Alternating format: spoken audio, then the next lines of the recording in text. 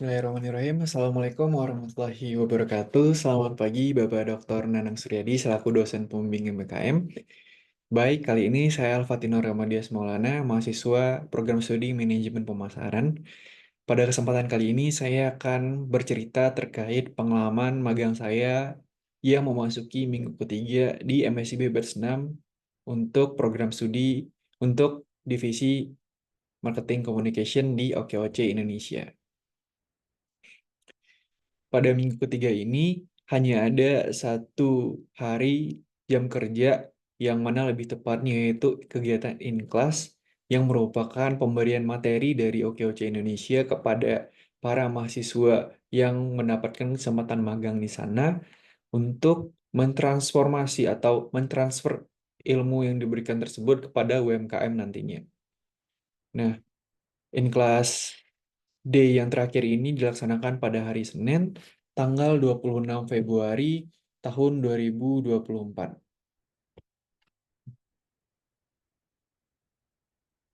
Nah, untuk materi yang diberikan pada hari ini yaitu terkait optimasi website dan sosial media.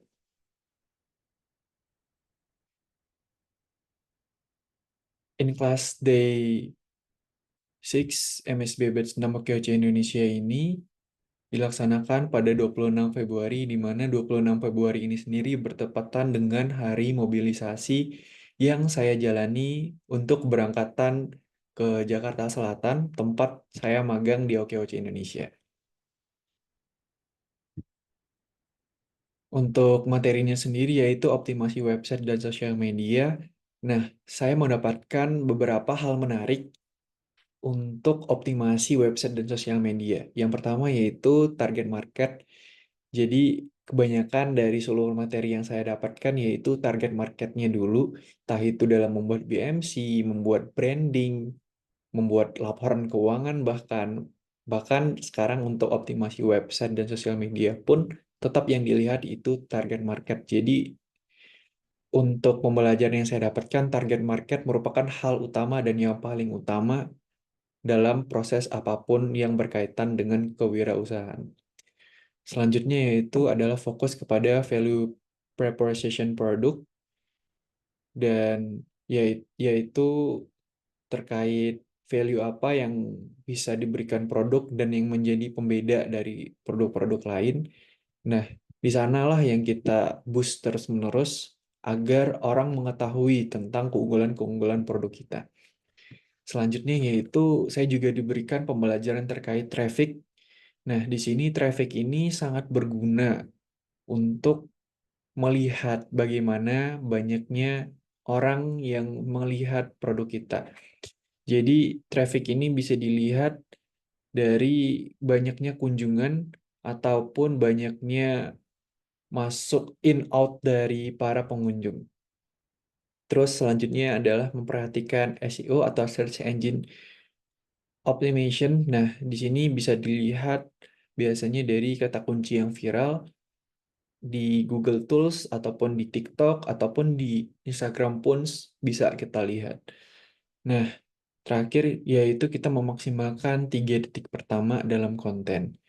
Biasanya dalam konten-konten, contohnya seperti konten TikTok ataupun YouTube ataupun Instagram, itu kebanyakan konten-konten yang akan dilirik apabila 3 detik pertamanya menarik. Misalnya, katakanlah dalam konten TikTok, apabila opening video tersebut menarik, orang akan cenderung untuk mengklik konten tersebut atau menonton konten tersebut. Contohnya lagi di berita. Biasanya berita-berita yang menggunakan headline menarik, itu orang akan cenderung untuk mengkliknya. Nah, inilah yang dimaksud dengan 3 detik pertama.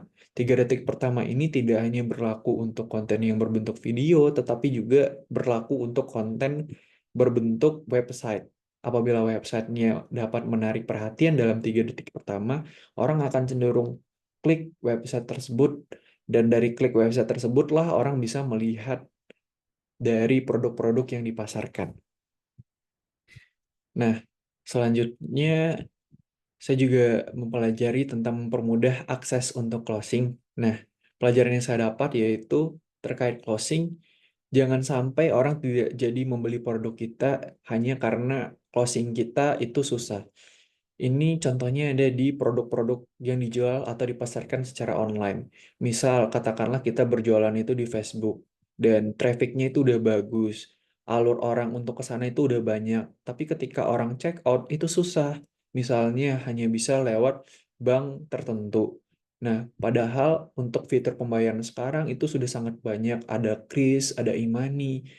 Jadi ketika kita akses untuk closingnya itu susah, cenderung orang tidak jadi melakukan pembayaran yang mana itu mengakibatkan kerugian pada perusahaan kita sendiri.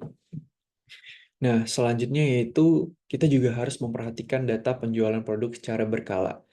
Ini juga yang sering luput dari pengetahuan para pebisnis pemula. Jadi tidak memperhatikan traffic penjualan. Sebenarnya ketika kita memperhatikan traffic atau data dari penjualan itu sendiri, kita bisa melihat produk mana sih yang laku atau produk mana sih yang kurang laku. Nah, dari data-data tersebut kita melakukan survei pasar. Apabila produk tersebut memang laku, kita bisa membuat stoknya jauh lebih banyak. Sementara sebaliknya, apabila produk tersebut kurang diminati di pasaran, kita bisa melakukan minimalisasi dalam proses pembuatannya atau bahkan dihilangkan saja. Siapa tahu dengan menghilangkan produk tersebut, keuntungan kita akan jauh lebih besar karena kita bisa fokus untuk memproduksi produk yang banyak peminatnya. Selanjutnya kita juga harus membuat konten itu yang berkualitas. Jadi walaupun kita mengetahui yang namanya traffic, kata kunci, jangan sampai konten kita juga asal-asalan. Katakanlah di 3 detik pertama orang melihat produk kita, orang melihat konten kita, tapi konten kita tidak menarik. Lama-lama orang juga akan skip. Lama-lama orang juga tidak akan memperhatikan dari konten yang telah kita buat.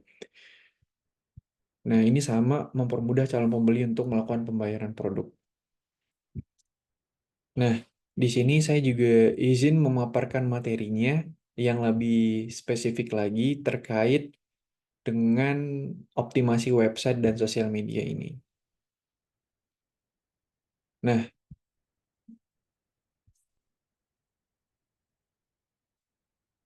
mohon maaf sebelumnya.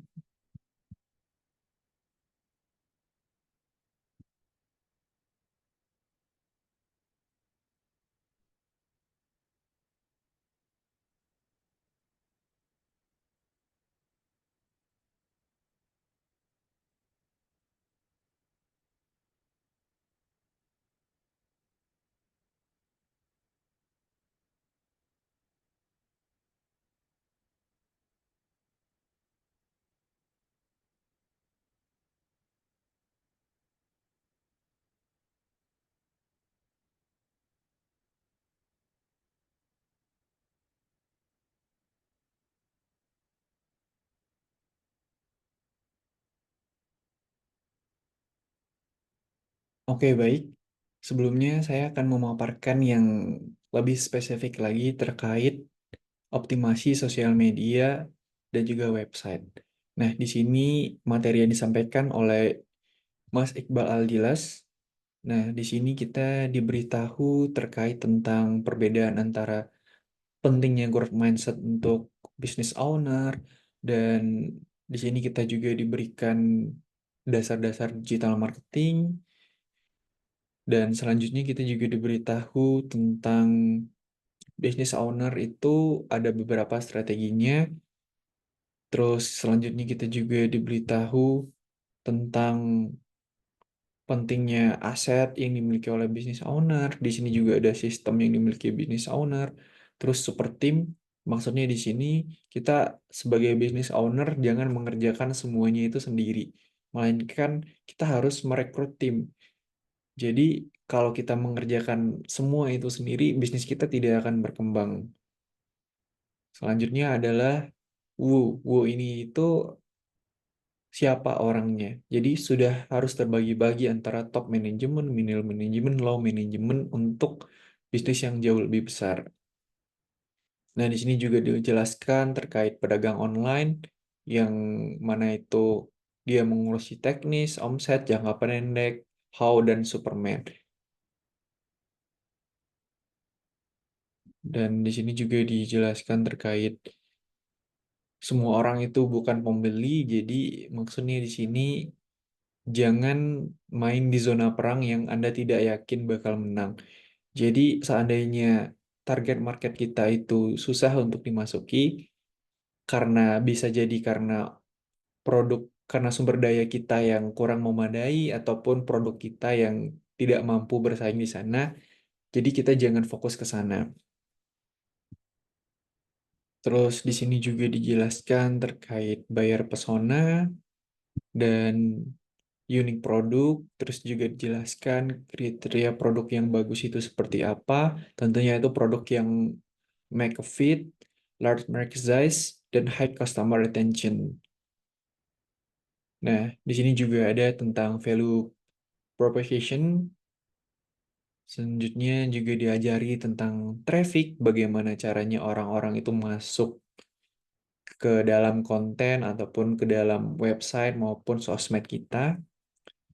Selanjutnya dijelaskan kenapa traffic itu penting, dan dijelaskan juga traffic itu juga ada yang non-digital seperti brosur, voucher, baliho, dan lain sebagainya. Di sini juga dijelaskan traffic zaman digital ini berbeda dengan traffic non-digital, karena di traffic zaman digital kita sudah menggunakan yang namanya Facebook Ads, Google AdWords, Instagram Ads, TikTok Ads, call, dan online store. Jadi sebenarnya traffic yang dimaksud itu adalah orang yang berkunjung atau orang yang melihat postingan, baik itu di website ataupun di sosial media. Jadi dia itu baru cuman berkunjung atau mungkin baru cuman melihat konten kita. Nah, di sini traffic juga terbagi dalam 4 kategori. Yang pertama ada free traffic, ada own traffic, ada paid traffic, dan juga GV traffic. Nah, masing-masing traffic ini memiliki keunggulan dan kelemahannya masing-masing. Jadi, para UMKM ataupun business owner harus lebih teliti lagi dalam melihat traffic-traffic ini. Selanjutnya baru dijelaskan tentang optimasi dalam sosial media, dan ada banyak. Yang pertama yaitu adalah SEO. Contohnya di sini dicontohkan dengan pentingnya membuat kata kunci yang sesuai untuk produk kita, terus harus mudah ditemukan juga. Dan di sini juga dijelaskan Linktree itu apa saja, aturan 3 detik, dan target audience, dan masih banyak lagi materi-materi yang berkaitan dengan digital marketing, terutama untuk optimasi website dan juga sosial media. Baik, mungkin itu saja laporan magang saya yang memasuki minggu ketiga dalam menjalani magang di OKC Indonesia. Wabillahi taufiq wal hidayah. Wassalamualaikum warahmatullahi wabarakatuh.